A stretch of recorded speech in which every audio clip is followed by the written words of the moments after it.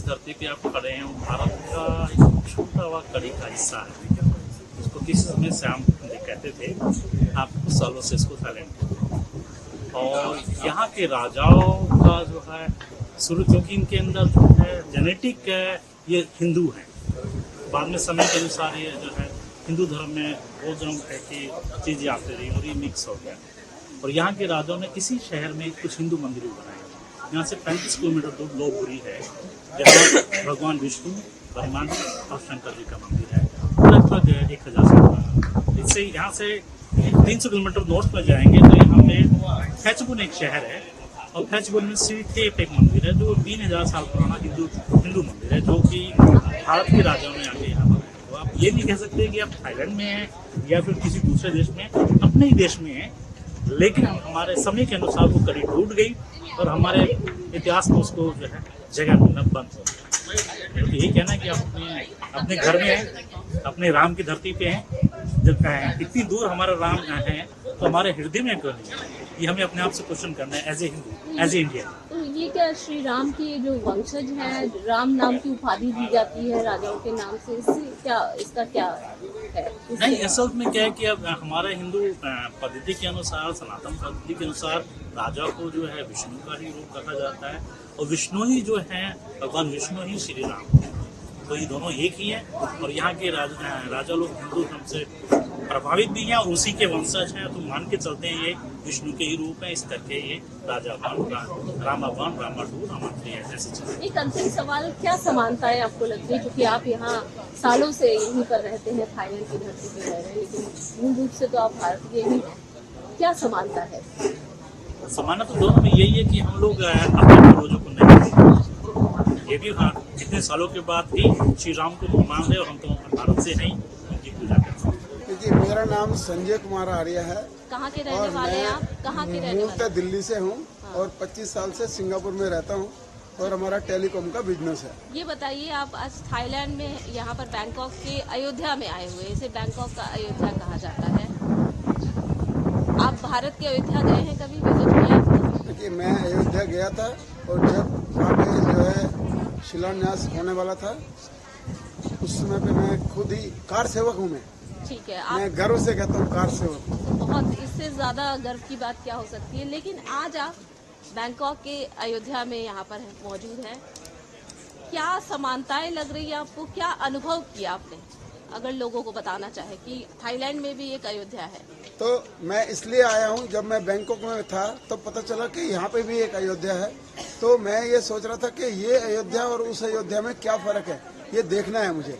और इस अयोध्या को डेवलप हुए सिर्फ 200 साल हुए हैं, लेकिन इससे ये पता चलता है कि हमारी भारत की अयोध्या जो है हजारों साल पुरानी है, असली अयोध्या वही है। लेकिन ये भी एक अयोध्या है, लेकिन इस कारण से जो यहाँ के राजा हैं वो राम को मानते हैं, ऐसा मैंने सुना है, ये हिस्ट्री है। और वो अपना नाम राम रखते हैं और एक एक करके राम 1, राम 2, राम 3 और आज 10वां राम जो है राज कर रहा है। तो इसका मतलब राम राज्य ही मेन चीज है, जो राम राज्य यहाँ पे वो चलाना चाहते थे, हम भी भारत में वही चाहते हैं, राम राज्य। सर, आप अपना इंट्रो दीजिए प्लीज। हाँ, नमस्कार, मेरा नाम बजरंग शर्मा है। मेरा जन्म बर्मा में हुआ और पूरा हिंदू कल्चर और हिंदू आस्था से मैं बंधा हुआ हूँ। और भारत से और अयोध्या, यहाँ बैंकॉक से हम थोड़ा मेरे मन में जो है वो बताऊं तो यहाँ के अयोध्या के जो जितने भी पब्लिक है, हर एक के अंदर में राम बसा हुआ है, बहुत श्रद्धा है। यहाँ के राजा को राम की तरह मानते हैं और ईश्वर की तरह पूजा करते हैं और दिल में बसा के रखे हैं। ये भारत और यहाँ का, भारत में राजनीति है, राम को मानने वाले भी हैं, अपोज करने वाले हैं। बाकी थाईलैंड में मैंने देखा इसके विरोध करने वाले एक भी नहीं है। तो थाईलैंड जैसा राम राज्य भारत में हो, ये मेरा एक सपना है। नहीं बोलना चाहता। धन्यवाद। नाम बताइए अपना। विवेक तिवारी, भोपाल, मध्य प्रदेश, मुंबई में। विवेक जी, आप यहाँ बैंकॉक आए हुए हैं और आज आपको पता है आप कहाँ पर खड़े हैं? अयोध्या। कैसा लग रहा है? भारत में श्री राम की बात होती है, अयोध्या प्रभु श्री राम की धरोहर, और आज यहाँ पर क्या आपको लग रहा है, क्या आप कहना चाहिए, अनुभव क्या है? सबसे पहले मेरे मन में एक ही श्लोक आता है, राम रामेति रामेति रमे रामे मनोरमे सहस्र नाम तत्तुल्य राम नाम वर्णनने। वो राम का नाम एक बार लिया जाए तो हजारों दूसरे भगवानों के नाम लेने के बराबर होता है। आज इस घोर कलयुग में भी भगवान का नाम लेने से आदमी पवित्र हो जाता है। ऐसे अयोध्या के राजा राम का मंदिर अयोध्या में भी बनने जा रहा है। तो आज जब यहाँ पर थाईलैंड में आते हैं, बैंकॉक के इस अयोध्या स्थल पर आकर के भगवान के मंदिरों को देखते हैं, तो हमें लगता है कि हिंदू राष्ट्र की भौगोलिक सीमाएं कितनी बड़ी थी। राम को मानने वाले, राम को समझने वाले, राम को मानने वाले और राम को जानने वाले यहाँ भी रहते हैं और भारत में भी रहते हैं। और भारत की भूमि के शुरू से वसुधैव कुटुंबकम की अवधारणा पे काम करती है, जिसने पूरी धरती को एक माना है और हर मनुष्य जाति को अपना मानकर के काम किया है। वो बात अलग है कि कुछ विध्वंसक मानसिकता वाले लोगों ने, जब भगवान राम का सुप्रीम कोर्ट में पिटीशन दायर हुआ था तो कांग्रेस पार्टी ने कहा था कि राम की अस्तित्व के ऊपर कपिल सिब्बल ने अपना क्वेश्चन सुप्रीम कोर्ट में लगाया था। लेकिन राम राजनीति के ऊपर है, राम हमारे आस्था का केंद्र है, राम हमारे विरासत का केंद्र है, राम हमारे पूजनीय है। राम रामेति रामेति रमे रामे। और मैं यहाँ की अयोध्या और भारत की अयोध्या में सिमिलरिटी मुझे यही दिखाई देती है कि जो राम ने है हमारे अयोध्या के जो राम है उन्होंने भी काफ़ी बलिदान दिया है। इवन तो अपना राज्य भी उन्होंने अपने भाइयों के लिए छोड़ा। और यहाँ जो राम है उन लोगों का भी सिमिलरिटी यही है कि उन्होंने भी अपना सब कुछ छोड़ दिया था।